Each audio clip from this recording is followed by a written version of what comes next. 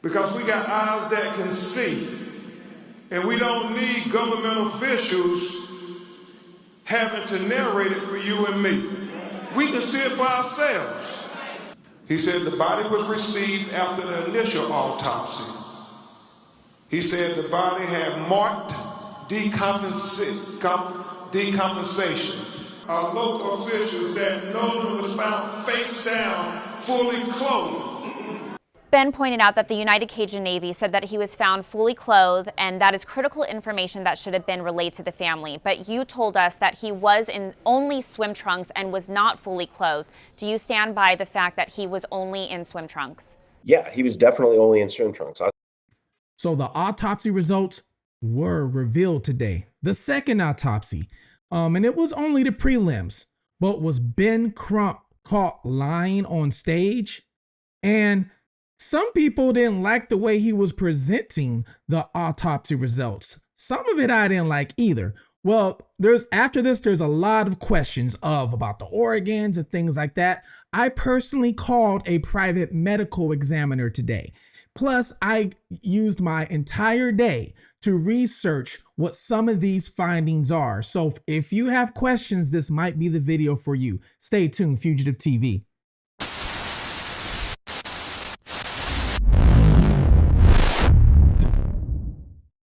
Welcome to Fugitive TV. I am your host, Ray Marcel. And what we do here is we take a look at cases of missing individuals, anything true crime, and we give it a different look, a deeper perspective. We don't just look at the surface. So I try and go deeper than what the big media is going to give you. And sometimes what I can do is give you a different point of view on a lot of different cases. Why? Because I actually was once a fugitive on the run from the law myself. I ran for 15 years, lived in different countries under different names, then eventually turned myself in. Now I'm a motivational speaker. I have this YouTube channel, and I try and help family members locate missing individuals or even other fugitives, or give you that different look or deeper look that other people just aren't giving you. Well, we're going to continue with Nolan Wells. Now, most of us know who Nolan Wells is, okay? The 18-year-old from Mississippi who was missing off the coast of Horn Island, actually, which is 10 miles from Biloxi, Mississippi. And unfortunately, his body was found 2 days later. Well, we all know, if you've been following this case, there's been a big debate if there's foul play, if there's no foul play. Did his friends do it? A lot of people want to point fingers at his friends, and not all his friends, just a certain individual friends. Okay, that's the funny thing. They only want to point fingers at one group of friends, okay, which we're going to get into that. But there's a lot of things going on. Now, there was an autopsy. The first autopsy was done by the county, which I believe is Jackson County out there. You guys can correct me if I'm wrong. Sometimes I forget, don't know everything. But I believe it's Jackson County who did the first autopsy. Now, the results are not back yet, that we know of. So the family then went and hired Ben Crump, yes, the civil rights activist. So he came in, and they had a second autopsy done that was paid for by Colin Kaepernick. So they flew his body out to Washington, D.C., did the second autopsy. They got the results in, okay, yesterday, or it could have even been before that. But Ben Crump decided to hold a press conference at the NAACP conference today. And some people are wondering, like, why didn't you just give it to us? So a lot of people were actually waiting for this, a big reveal. Oh my God, people were emailing me today. Some of you guys are emailing to me. They oh my God, there's a big reveal happening this morning. It probably is foul play. It probably is the friends or whatever, right? Well, after today, there's people asking either more questions because nothing got answered, or I see creators running with this narrative, all because of how the autopsy was presented to people. Take a listen. He said, corona incision of the scalp, brain removal, Y-shaped incision of the anterior torso, and he talked about the organs being removed, as is common, as is common, accompanied in the body cavity. And that when you have an autopsy, the organs are removed from the body and they are dissected and examined. And then they are put back in a bag within inside the body. Mississippi would have seen. He talked about the second autopsy performed on Nolan Wells revealed marked decompensation or changes. Marked decompensation can obscure the presence and absence of bruising on the skin surface, especially during a second autopsy examination. He says, however, dissection of the back of the head during the layered posterior neck dissection revealed a 12 by 8-inch focal area of red discoloration in the deep soft tissues overlaying the occipital bone. Now, I really think that they should have had a medical professional read off the results, okay, to people. And then maybe either take questions and then they can explain the questions. But because they didn't do that, you have Crump reading off the results, and the way he's reading it off, now there's people running all over TikTok, YouTube. You have people talking about, I told you Nolan Wells was beat. I told you they beat him. He had the bruising on the back of his head. Oh my God, his throat's missing. His throat's missing. So that means that they're hiding something. Why would they take his throat out? I even seen people talking about they took his intestines and his organs out. Oh my God, I can't believe it's so much stuff going on. And you know what? It's not always these people like their fault. Okay.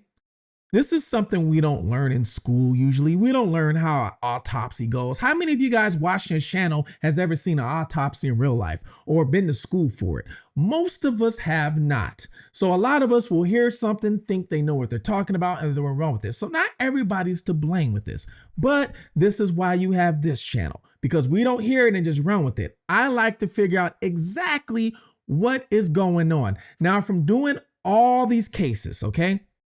Now, I know I haven't had this channel for long. I've been doing this channel for a little over a year now, about a year and a half. And yes, my subscribers are already almost at 35K, 40,000 subs. This is how fast I'm growing, guys. So please hit the like and subscribe, okay? Help me, all right? Now, we got that out the way. A lot of these cases, I read over autopsy results. Now, I have a partner that helps me with this channel at research. Her name is Julia, Justice Talks with Julia. Go follow her on TikTok. She helps me out a lot. She usually gets the autopsy results or medical findings and then sends them to me. So then I can go over it and I can read it. So I've probably in the last year and a half read so many autopsy results, had to Google, had to ask questions, had to see exactly what's going on. Now, like I said, I'm not a professional, okay? But I had to learn a lot of things in order for me to read this autopsy results, you know, on other cases to you guys. Now, I had some questions with this one. So I did call a private medical examiner to ask them, hey, what's going on? What does he mean? Well, first of all, let's start with this question. And the first question would be, well, what did the autopsy actually say? Just in case you did not look at the Ben Crump press conference, don't worry. I'm not going to put you through that because it was a long press conference. It was probably an hour long. And to be honest with you, it wasn't the best job because there was a lot of things that he couldn't even read the correct way. He said the body had marked decompensation. During the press conference, he really focused on two things. One was focal area of the red discoloration in the soft tissue in the back of the head. Now, which is right here, okay, in the back of the head, all right? So in the back of the head, in the deep tissue, we're not talking about surface. We're not talking about skin. We're talking about once you peel the skin up in the deep tissue of the muscle, the fat, there was red discoloration. All right. Now, on the autopsy, it says A, the body received after initial autopsy. B, marked decomposition. Decomposition. Decompensation. Decomposition. Ben Crump. Corneal incision of the scalp. Brain removed. Y-shaped incision of the anterior torso. Then he goes on to say, this part right here, it's not funny, but when I heard this and I heard the crowd gasp, this is when I was like, oh, we're in for it. Organs removed. And the crowd just... As is common. For people that don't know, it's not saying that the body was sent there without the organs, okay? The way it works is right here where it says Y-shaped incision. Let me see if I can describe it to you the best way I can. So when it says Y-shaped incision, what happens is they cut from here, they go here, okay? And then it goes all the way down. So then this cut, okay, they kind of peel it open, all right? Then they peel it open. So now your lungs, all your organs are exposed. And then what they do is a certain procedure. They start pretty much taking out an organ, like part of your neck comes out, and then let's say your heart might come out.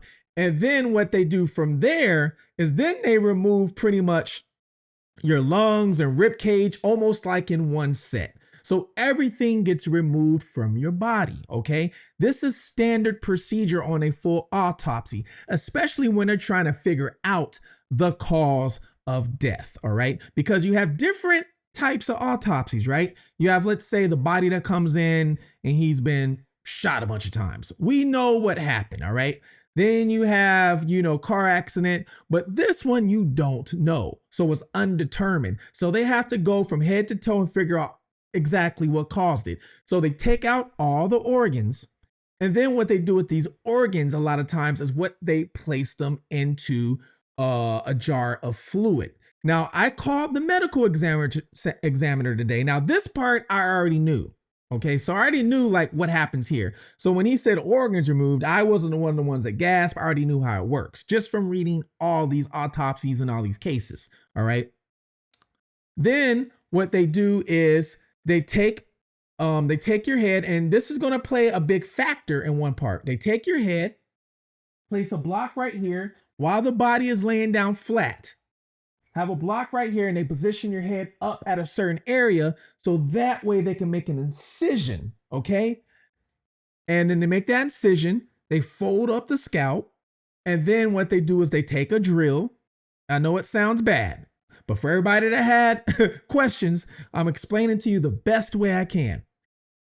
With that, the skull gets, opened, and then they take out the brain, all right? Then they start looking at the brain, all right? So they take out all the organs, they take out the brain, they preserve it all, and they start taking testings from it. Sometimes they can even take pieces of the brain. Sometimes they can take a piece of the organ. They can take a piece of the heart. There's a lot of things that they can do if they feel they have to, let's say, do further testing. So this right here is pretty much the second medical examiner. What he's doing is letting you know, hey, when I received this body, this is how this body was received. It already had the Y-shaped cut. The brain was already removed. The organs were already removed. He's not saying it's not there, but he's saying everything, this is how I received it. Mark decomposition, not decomposition, decomposition, okay? So this is what he is saying. That's why it says the body received after initial autopsy.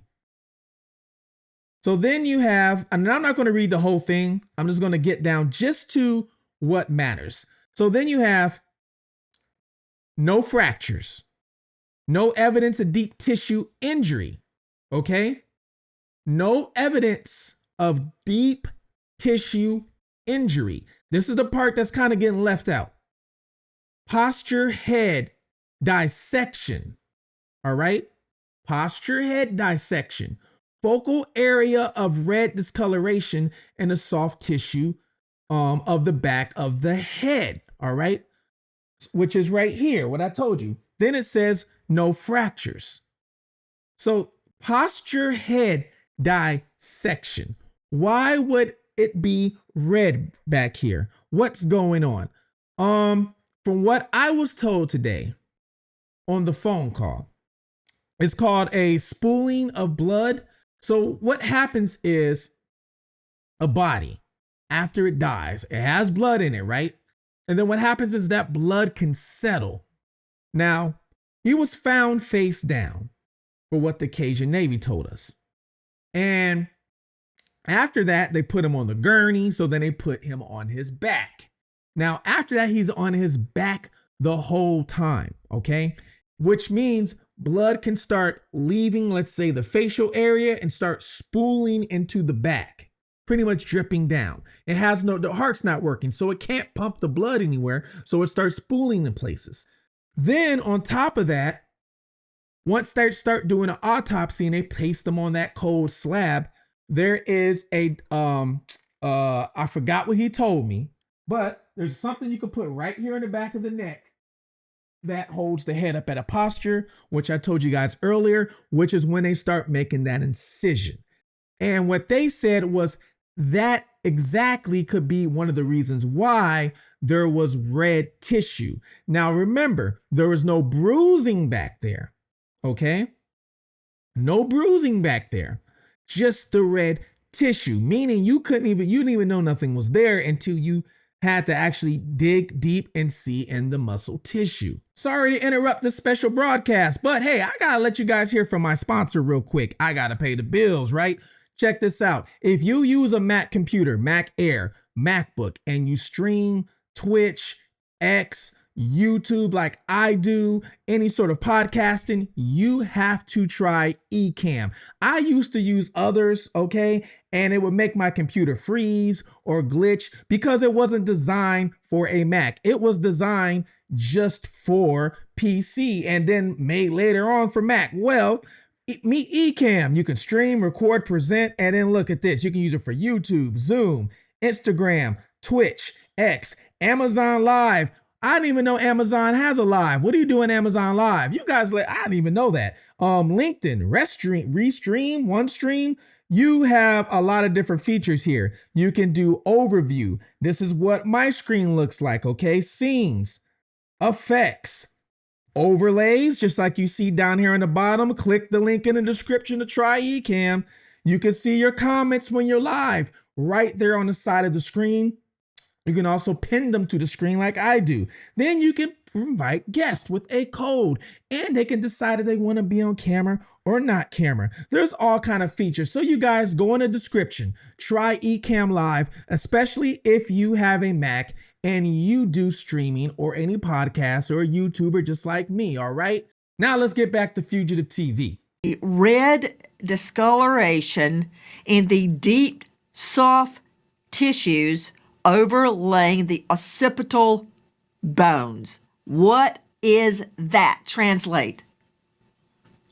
So what that is the occipital bone is the bone this is your skull.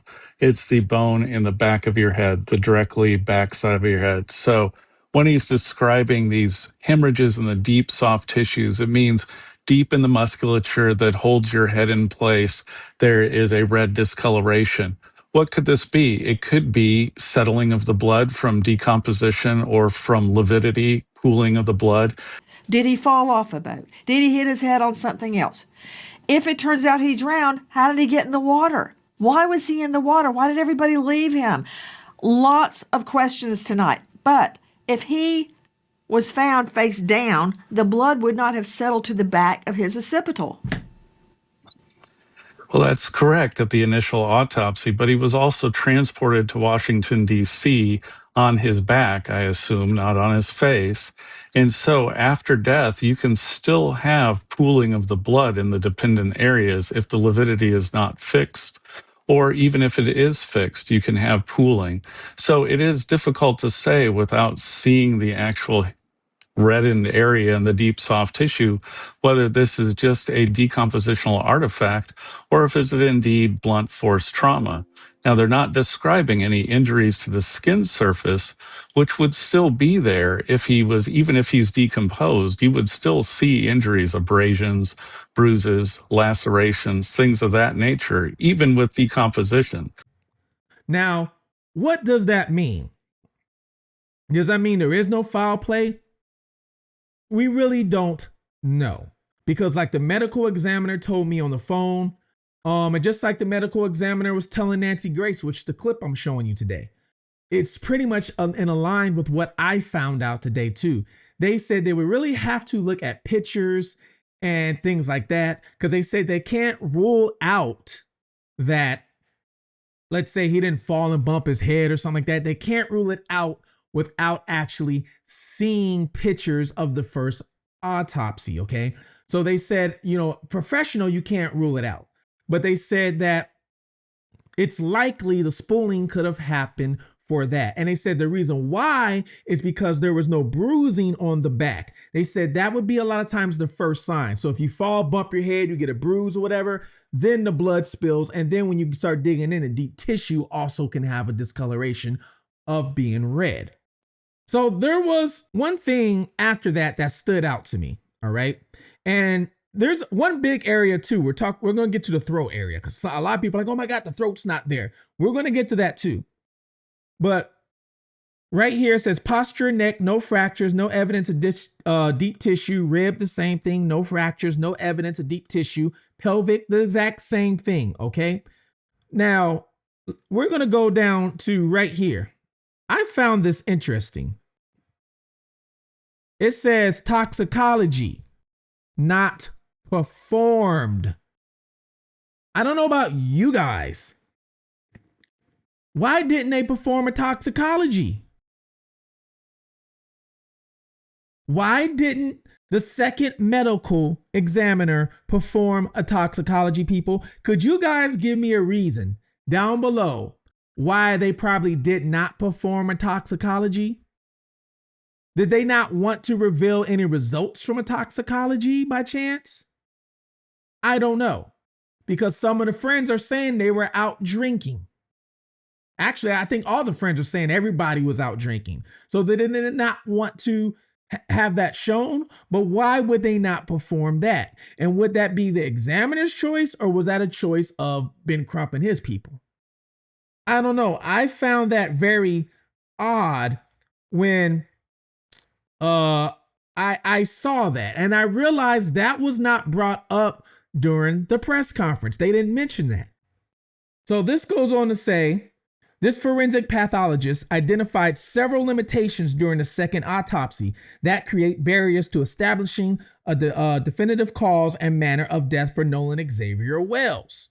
It goes on to say the second autopsy performed on Nolan Wells revealed marked decompositional changes. Marked decomposition can obscure the presence or absence of bruising on the skin surface, especially during a second autopsy examination. So basically he's saying that if there's some bruising, it could have happened from the first autopsy. It's pretty much what that means right there. For these reasons, additional dissection procedures not performed during the first autopsy examination were performed to rule out potential blunt force injuries responsible for the death. These procedures included facial dissection, posture, head and neck dissection, dissection of ribs, pelvic dissection, and subcontuous and deep soft tissue dissection of the back, buttocks, arms, and legs. There were no fractures or deep tissues injuries identified. So they are saying right here, okay? He is saying right here in black and white, there were no fractures or deep tissue injuries identified. But then he goes, however, dissection of the back of the head during the layered posture neck dissection revealed a 12 by 8 inch focal area of red discoloration in the deep soft tissue overlying the optical bone. The optical bone is the bone that's right here, okay? And he's saying 12 by 8 inch. So pretty much that's almost like from ear to ear. And you got to remember, they also cut back there. That is cut open back there. So you got to remember that too. Now it says this finding is unclear. There are no lacerations of the overlying skin, nor fractures of the underlying skin. So he's saying there's no lacerations where that red is at, on top of the skin, or even above the skin. These findings are inconclusive for the preterm injury due to both the extensive decomposition, I'm saying with Benjamin Crump now saying decomposition, and the absence of associated injuries.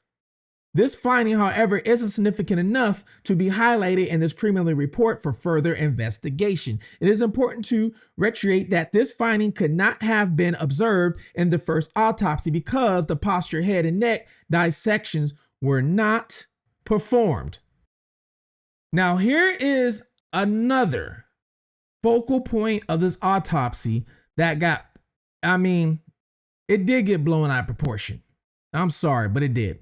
This whole thing should have been read clearly so people can understand and why. Because when I talked with the medical examiner, I had questions about this too, because I really wasn't sure. And they explained it to me perfectly.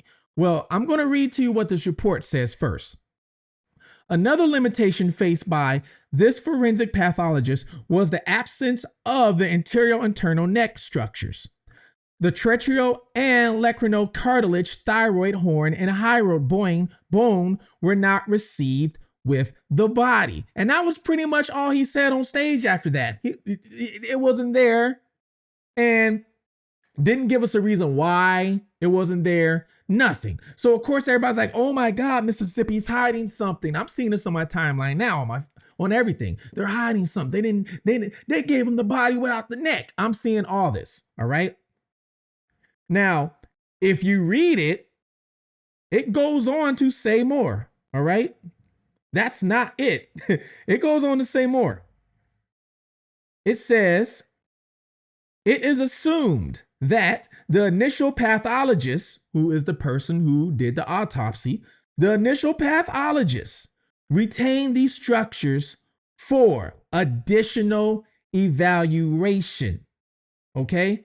The retention of the neck structures during initial autopsy is a common forensic pathology practice. Okay? So when I talked with the medical examiner, they told me the reason sometimes why they will keep certain organs or keep organ like this behind is to test it. Now, what the medical examiner told me is a lot of times they will keep organs, okay? Like they will, let's say, give the body back to where the body has to go, get buried, cremated, or go, whatever, right? They would keep certain organs, okay, including the neck for toxicology reports. Alcohol, drugs, smoking, any of that. So if they feel that there could be toxicology report could be based on this organ or some sort of chemical reaction, they will keep it for further evaluation. Now, they also explained this to me. I never knew this until now. I'm going to explain it to you the easiest way that you can get this, okay? So they said when people drown, a lot of people assume that when you drown, you get all these water in your lungs and you suffocate from the water. That's what I always thought. Well, that's not the case, guys. When people drown, there are people who are drowned, or I should say die, before water even gets in their lungs. Well, how's that possible? So your throat, right? And when you're underwater, you can only hold your breath for so long. And then your body forces you to inhale, and when you inhale, that's when you inhale water. But they said for some people, what happens is your neck wants to protect your organs. So your neck, I guess, knowing that water could be entered in, will automatically close up. And you can actually suffocate from your own neck closing up. similar to it closing up from an allergic reaction. Then when it closes up, let's say if you suffocate from that, then yes, no water could be received in your lungs. I never knew this, guys. Never knew this till I talked to this guy today. So this report goes on to say, this pathologist cannot rule out injury to the neck because, of course, he didn't have the organs of the neck there. Now, because the initial autopsy rightfully removed and dissected each organ, there are additional limitations inherited in the second autopsy of Nolan Wells. The most significant of the limitations was the inability to directly observe the airway and lungs for water and directly observe the stomach for gastric contents. In addition, the original toxicology result had not been received at the time of the report. So he's basically saying because he doesn't have that, he cannot rule that it was a drowning, which makes sense. And then the reason why he doesn't have it is because it's common practice for the pathologist to keep that to further do evaluation on it, whether it's for toxicology or whatever they're doing. So it makes sense of why the first pathologist could have that. So I hope I explained those two things to you clearly, to hopefully you can understand it, because I know a lot of people didn't understand what was going on with the organs, the neck, and the throat.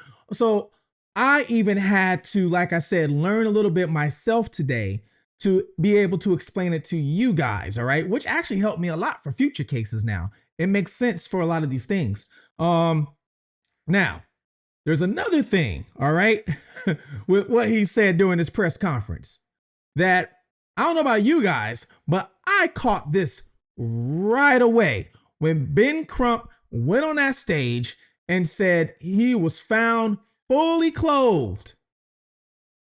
He went on the stage and said that the Cajun Navy said that Nolan was found fully clothed, and then had a whole speech after that about, well, if he was in his swim trunks, how all of a sudden he's found fully clothed.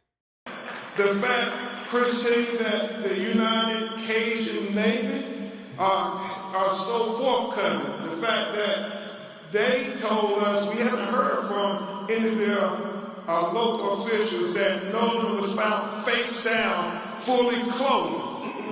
Well, that's significant to us because the last time we saw him on the videos, he was without a shirt. So at what point did he put on a shirt? Somebody saw something. Somebody knows something. There were almost 300, 400 people. Somebody knows something. Wait. That is not what the Cajun Navy said. Let me show you. They even fired back at him.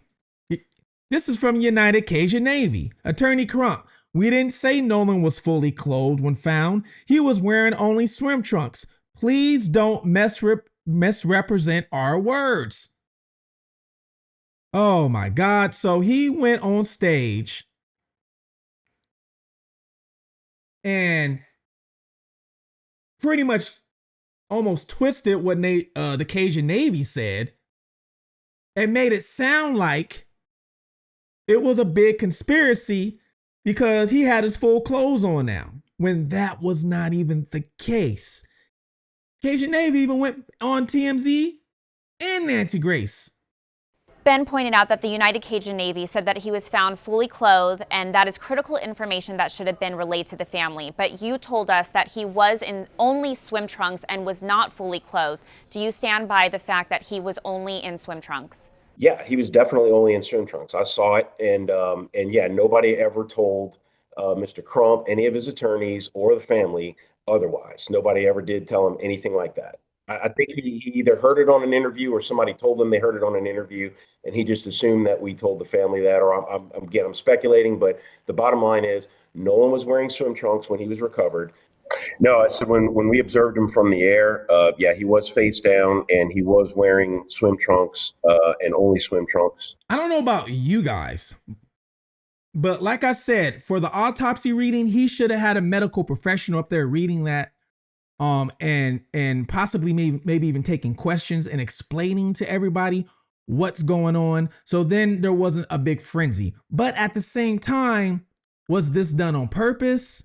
Maybe to start a big media frenzy to get people talking about that? You have to think about that. It could be possible because you have to remember, these are lawyers, all right? These are lawyers. Lawyers sometimes know what they're doing when it comes to the media, politics, because they got to play the politics game too. They know what they're doing. So was this done on purpose to get people all up in arms, you know? Or do you think it was just an honest mistake, not just with the misrepresentation of the Cajun Navy, an honest mistake as in he didn't tell us exactly why maybe the throat wasn't there, or maybe why there was bleeding back there, or not bleeding, but you know, the spooling of blood. You know, I'm not an attorney, but I still do my research before I present you guys anything. And to me, it feels like there should have been some research done before it was presented to us as the people. And that research was not there. Or maybe there was research, but it was still presented to us in a certain way, almost like propaganda. Something we don't do here in Fugitive TV. Now, I'm not blaming they, I'm not saying they did that, but it kind of makes you look at them side-eyed now, like, what's going on? This doesn't look right. But that's just me looking at it. You guys can let me know what you think about that. Now, one of the friends, I don't know if you saw the interview, the part 1 interview. Well, the part 2 just came out. I am actually going to go look at part 2 as soon as I'm done with this video. And then what I'm going to do is I'm going to look at these interviews and I'm going to break them down and let you guys know, what do I think about these interviews? Are the friends telling the truth? What exactly is going on? All right. Poor Nolan Wells. Rest in peace, Nolan Wells. Such a shame. Do I think there's foul play going on still? Who knows? We don't know anything. All right. And I've been saying this from day one. I've been saying this. You got 1,000 people on this island, 1,000 people. And if there is foul play, why are we not looking at everybody? Okay. Why are we not looking at everybody? We know there was 3 boats full of drunk kids that Nolan was with. 3 boats. But we only looking at 1 boat. We only doing the GPS coordinates of 1 boat. Well, what about the other 2? What about the girl he was last seen with?